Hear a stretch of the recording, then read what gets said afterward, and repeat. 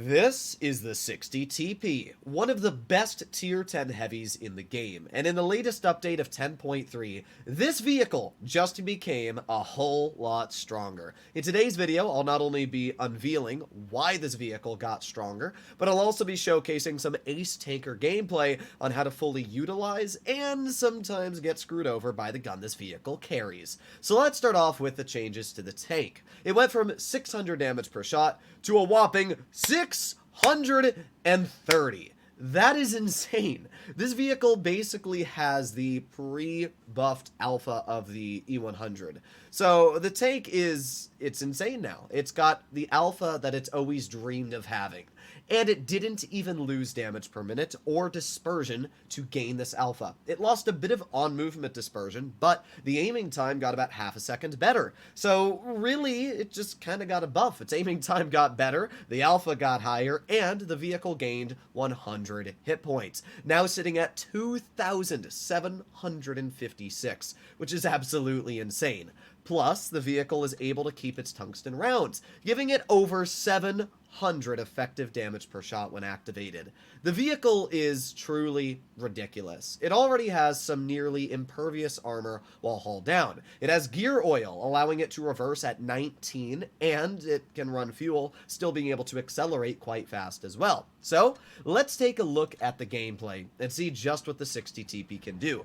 This first battle is going to be one of the most insane games you will ever see played in the 60. It wasn't a crazy game for damage, but it was a crazy game due to just everything that unfolded, and it's a great example of the advantages and disadvantages this vehicle holds. Up against us, we have a 183, an FE217 Badger, an IS-4, a Kranvon, Object 260, Object 268, and a Sheridan.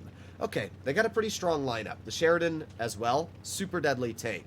You're going to see that my Progetto decides that I don't want to go medium side. You can see he just never goes to medium side. So instead our Progetto is going to go town. This is a really bad start to the battle. When you have your mediums not wanting to hold medium side, it means me in a heavy has a possibility of being flanked, and, I don't want to get flanked by a Sheridan. But the good news is right now we're hull down, and we get a big ol' slapperoonie right into the Badger for 656. Driving this vehicle, being able to use that 630 damage per shot, it just feels insane, because the 60 has always had 600 alpha, and the fact that it now just rolls 630, I mean, it's basically like driving an E100. We activate our tungsten, roll 711 on the IS-4, which is just ridiculous. So the IS-4 gets bonked. We got the 183 off to the side, and that's obviously a pretty nasty take, but I'm not too worried about that player. The Object 260 pokes, we get our second shell out, and it's another tungsten shell. Holy. We, in 3 shots, have been able to deal 2,100 damage, which means that we rolled about 700 for all 3 of our shells combined. That's pretty insane. Now, the Sheridan is a pretty serious problem, and this is what I was talking about. When your medium is the first player to die on the team because he YOLO'd into the heavies, and has now basically left you to fend off against the light, in a heavy isn't a great situation. But as we can see, the 60 TP actually has fairly decent aiming time, allowing us to get an okay shell into the enemy Kron.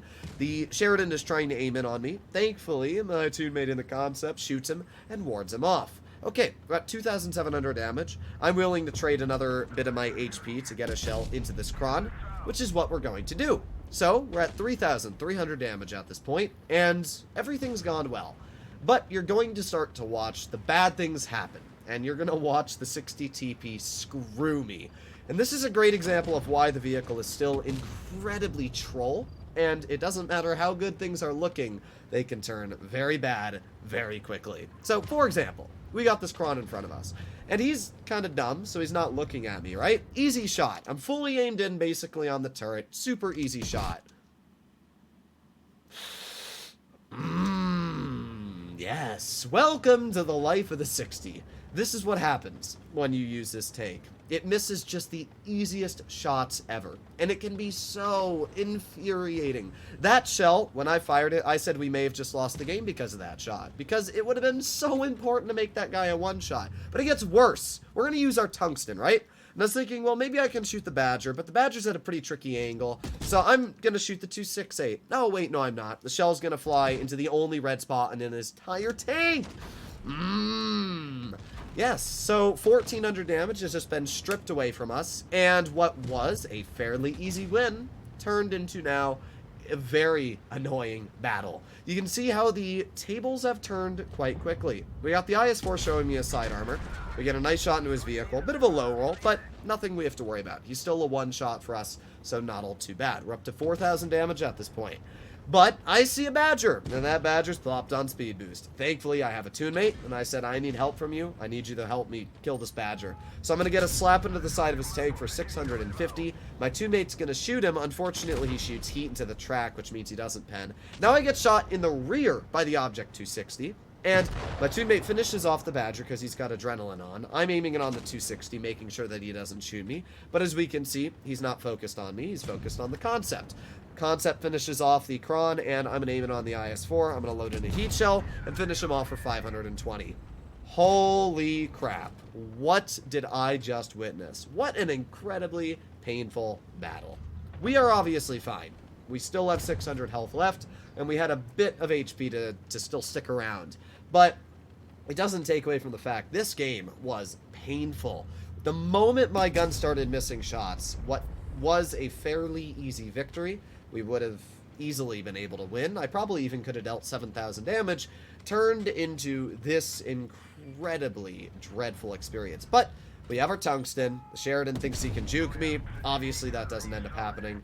We get a tungsten shot into him, and just like that, deal 5,760 damage. Not only do we get a 5.7 thousand damage result, but we also ace the tank and get a high caliber, blocking just about 2,000 damage. So we got 206,000 credits, and we had a gold booster on, so we were able to get some nice gold from this. Overall, just a pretty decent experience. But yeah, there was some pain. There was some salt rubbed into the wounds into that battle. It's a great example of the 60 TP's capabilities. It's got, you know, really good armor, solid gun depression at 7 degrees, and the alpha is fantastic. But it's always been a vehicle that has really been let down by that accuracy. But we're not one to leave off on a single helping of gameplay. Let's take a look at another game. This one is a bit of a steamroll. You're going to watch me and a Concept absolutely ruin these two platooning Kron's days. What is the biggest weakness of the Kron? Well, it's something that I bring up a lot when I commentated on comp battles, and that is the fact that it has no effective damage per minute. I mean, sure, you have good DPM if you dump your clip and use it as a single shot, but it's not a lot, and if you bounce your shells, it's really bad for you. I know that when Krons shoot, the best thing to do is to push them if you're able to. So that's exactly what we're going to do early game here. I'm going to play aggressive. The enemy Kron drives in front of me, and I get a nice early 606 roll into his vehicle. Okay, not all too bad. Then my toon mate gets a nice shot into him as well.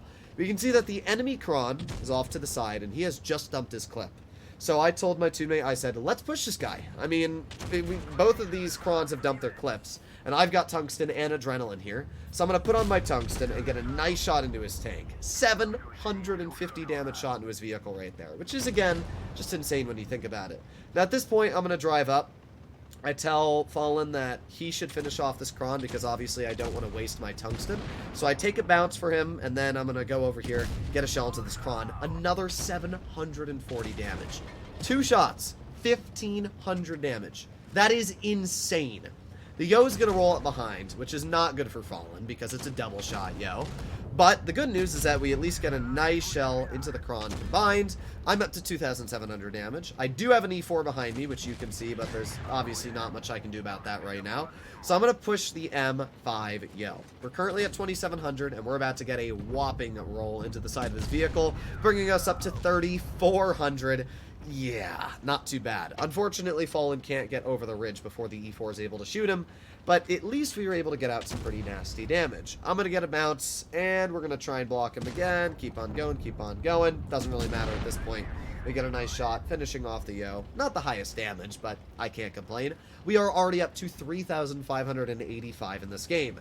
The 113 is going to push up, and he's going to get a shell into the E4. I'm going to wait for the E4 to shoot before I use my repair kit, just in case something breaks. And just like that, we're up to 4,200 hit points. Okay. Well, all that's left is a Waffenträger and a 200 LT. We can see the 200 right in front of me. I can't really do much to that player, so I'm going to push and see if I can get some damage maybe into the Waffle. The Waffle, yes. That's what we'll call it from now on, the Waffle. It's kind of a weird shot to see penned on the rear of my 60. I think that was from the E4. I think that vehicle actually got a PCR standard, but we're going to move our Butte. There's the Waffenträger. We're going to aim it on his tank and just take a snapshot. Unfortunately, that shell went to Narnia. I don't actually know where it went, but it didn't go where I aimed. So we're going to reload here. I got my tungsten ready. I can see that he's running Spaliner, which is interesting because he's stock and not running a camo, but that's fine. The Waffle unfortunately finishes off Fallen, but that allows me to get a big 760 shot into his tank, and the E50 finishes him off. So, just like that, 5,029 damage dealt. 2,000 blocked, and I mean, do I need to say anything else? The 60 TP is insane. It definitely has its downsides, but holy crap is this vehicle strong. I'd be willing to say this is easily, hands down, one of the best tier 10 heavies.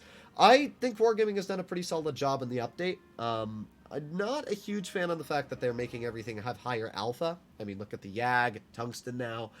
The Mouse is more DPM, the VK72 is more DPM. Everything just got deadlier, which I don't fully agree with. I think that Wargaming should tone down the DPM, but still, this tank is insane. So hopefully you enjoyed today's video, and if you'd like to see more like it, please consider smashing that subscribe button down below. I'll see you all in the next one. Bye-bye.